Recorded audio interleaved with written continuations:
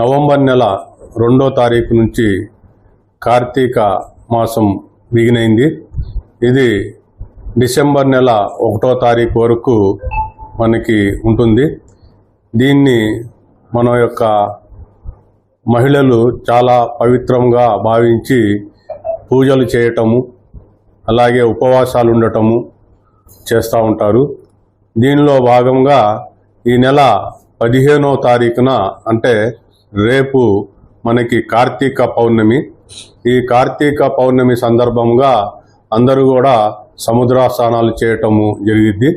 మనకి మచిలీపట్నంలో బంగనిపూడి పూచ్లో సముద్ర స్నానాలు చేయటం జరిగిద్ది. సుమారు 1,00,000 నుంచి 1,50,000 దాకా భక్తులు వస్తారని మేము ఆశిస్తున్నాము. కాబట్టి దీనికి ఈ దృష్టిలో పెట్టుకొని మన జిల్లా కలెక్టర్ గారు అలాగే ఎస్పీ గారు ఇద్దరు కూడా ఆల్ డిపార్ట్మెంట్స్తో కోఆర్డినేషన్ మీటింగ్ పెట్టి భక్తులకి ఎటువంటి అసౌకర్యాలు కలగకుండా అక్కడ చేయవలసిన ఏర్పాట్లన్నిటిని కూడా స్వయముగా ఇద్దరు పర్యవేక్షించి అక్కడ ఏమేం చేయాలనేది 1-2 సార్లు సార్ వాళ్ళు మనకి మీటింగ్లు పెట్టి చెప్పడం జరిగింది. అక్కడ ముందుగా సముద్రంలో 2 స్టెప్స్గా మనకి బ్యారికేడ్ చేయటం జరిగింది. లోతట్టు మరియు దానిపైన దాని దగ్గరే వాళ్ళు భక్తులు వెళ్ళి స్నానాలు చేయాలి. ఆ బ్యారికేడ్స్కి మించి లోపలికి వెళ్ళకూడదు.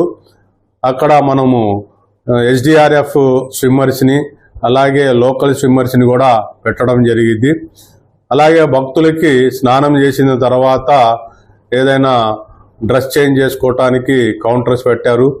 అలాగే టాయిలెట్స్, వాటర్ ఫెసిలిటీ అవన్నీ కూడా ఆల్ డిపార్ట్మెంట్స్ ఏ డిపార్ట్మెంట్స్ ఏమేమి పని చేయాలనేది కలెక్టర్ గారు మరియు ఎస్పీ గారు 1-2 సార్లు విజిట్ చేసి సూచించడం జరిగింది. అలాగే పోలీసు శాఖ తరఫున మేము సుమారు ఆల్ ర్యాంక్స్ అంటే ఈ కార్తీక పౌర్ణమికి సైమల్టేనియస్గా మనకి చిలకలపూడిలో పాండురంగ స్వామి టెంపుల్ దగ్గర కూడా భక్తులు రావటం జరిగింది. అక్కడ ప్లస్ ఇక్కడ బంగనిపూడి బీచ్ దగ్గర మొత్తం కలిపి ఆఫీసర్స్ అండ్ మెన్ ఒక 500 మెంబర్స్ దాకా మేము డ్రా చేయటం జరిగింది. వీళ్ళందరూ కూడా ఈరోజు అంటే 15వ తారీఖు 3 గంటలకి తెల్లారుజాము నుంచే మేము బందోబస్తు వేసుకోవటం జరిగింది. అక్కడ హెవీ వెహికల్స్కి ఒక చోట పార్కింగ్ పెట్టడం జరిగింది. అలాగే కార్లు, ఆటోలు, 2 వీలర్స్ కూడా పార్కింగ్ వేరే చోట పెట్టడం జరిగింది. ఎక్కడైతే పార్కింగ్స్ పెట్టామో అక్కడ వాళ్ళందరికీ కూడా డైరెక్షన్స్ ఇచ్చేటట్టు మనము సైన్ బోర్డ్స్ పెడతా ఉన్నాము. కాబట్టి వచ్చే భక్తులందరూ కూడా ఆ సూచించిన పార్కింగ్ ప్లేసుల్లోనే వాళ్ళ వెహికల్స్ని పార్క్ చేసి పోలీసు వాళ్ళకి సహకరించాలని కోరుకుంటా ఉన్నాము. స్నానం చేసిన తర్వాత దత్తాత్రేయ టెంపుల్ దగ్గరకు వచ్చి అక్కడ దీపారాధన మళ్ళీ అక్కడ స్వామిని దర్శించుకోవటం జరిగింది.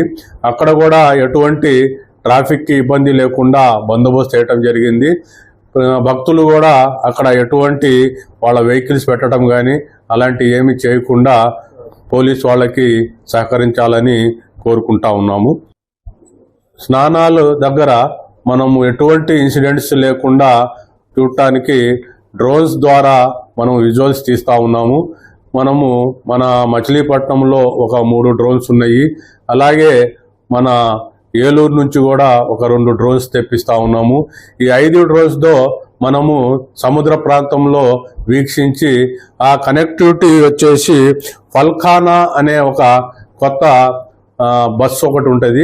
ఆ బస్సుకి కనెక్షన్ చేస్తాము.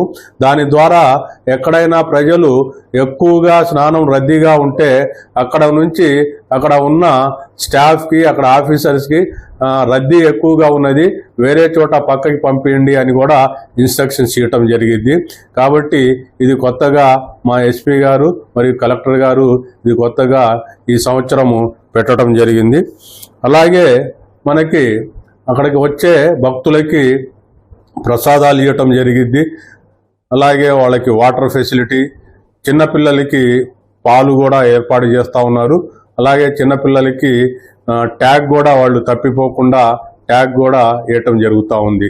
కాబట్టి ప్రజలందరూ కూడా ఎవరైతే ఈ సముద్ర స్నానాలకి వస్తూ ఉన్నారో కార్తీక పౌర్ణమి రోజు అందరూ కూడా వచ్చి సంతోషంగా సముద్ర స్నానాలు చేసి దీపారాధనలు చేసుకొని దేవుణ్ణి దర్శించుకొని వెళ్ళాలని మా పోలీసు శాఖ తరఫున మేము కోరుకుంటా ఉన్నాము.